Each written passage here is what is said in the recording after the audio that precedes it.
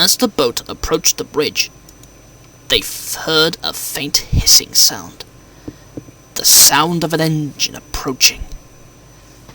At first, they thought nothing of it. After all, goods trains ran almost entirely at night in those days, until they realized that there was no tracks for the engine to run on. They crouched in their boat, rendered speechless as it came, the shape of an engine gliding out of the shadows and across the bridge towards them. They gasped, terrified, as it came nearer and nearer until it clanked straight past them. They watched in awe.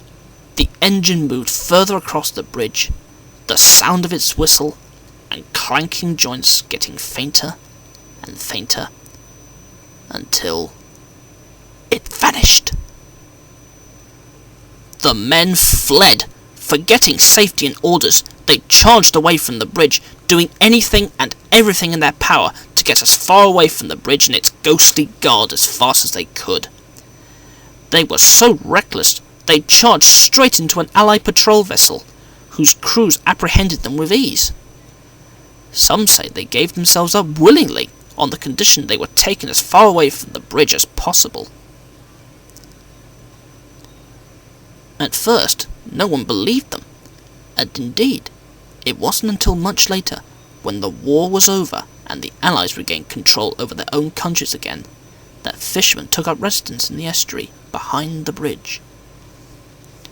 It seemed that the spectre of the engine was forgotten, vanished below the waves, until, on the anniversary of its fateful run, that the engine was seen again, and on every anniversary since. Many a workman will tell you that on the night when the moon is full and the sky is dark, that they have seen the little engine trying to get home, but he never reaches the other side.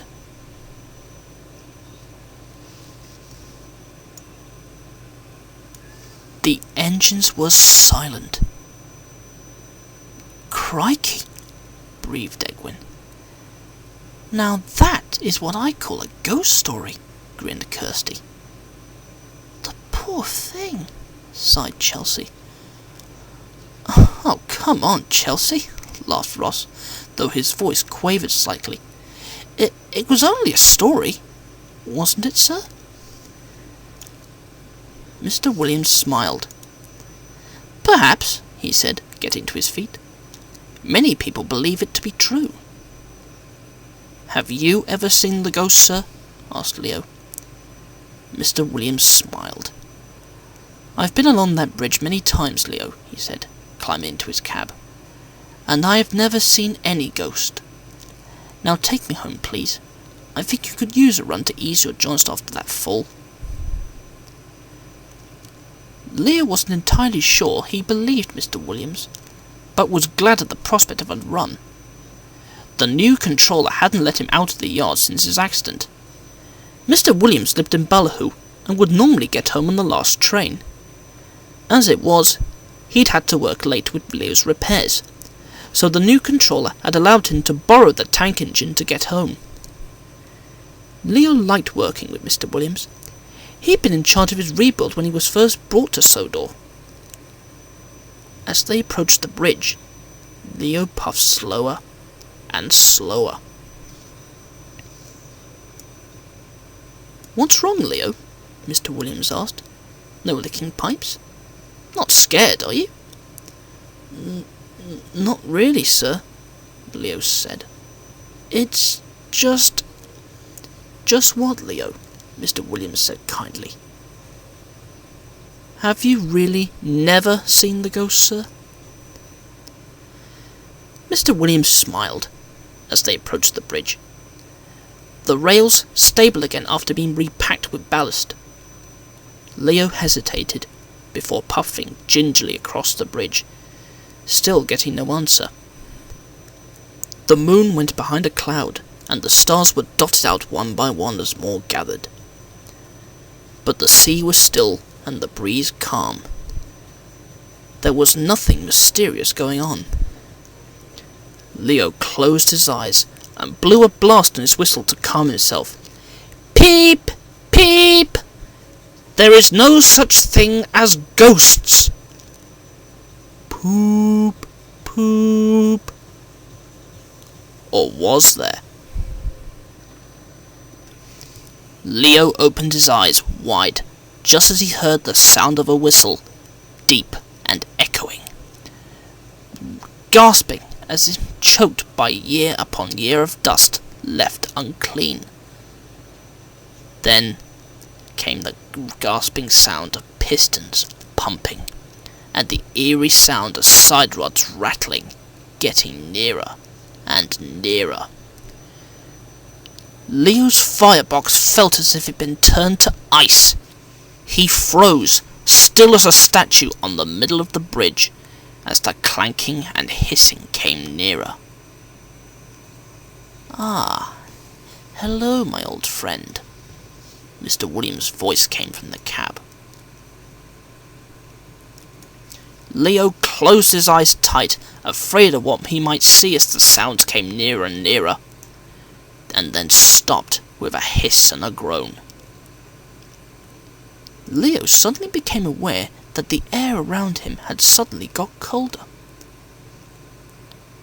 "Yes, it is a fine evening, isn't it?" Mr. Williams spoke again. Leo could have sworn he heard the engine, or whatever it was, gave a faint hiss in reply. "This is Leo," Mr. Williams continued. "He was like you once, lost in time. Maybe one day someone will find you." The hiss came again. Leo kept his eyes shut tight.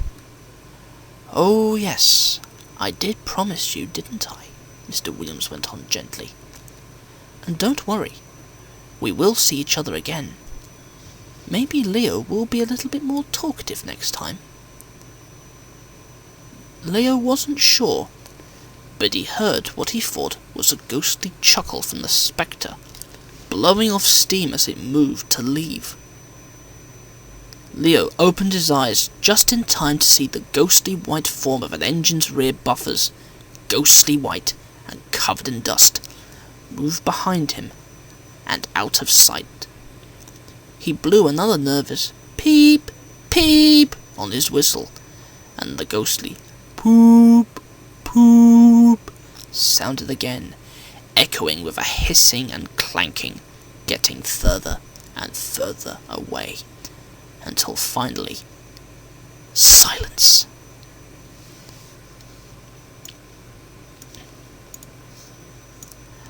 "Well, Leo, we'd best be off." Mr. Williams' voice made Leo jump a little. "My wife will never forgive me if I get home at midnight." Yes, sir," Leo said quietly, moving away across the bridge to the bank on the other side. Sir?" "Yes, Leo?" "Did we really see the ghost?" Mr. Williams chuckled. "I'm not sure, Leo," he replied. "Can you actually see with your eyes closed?"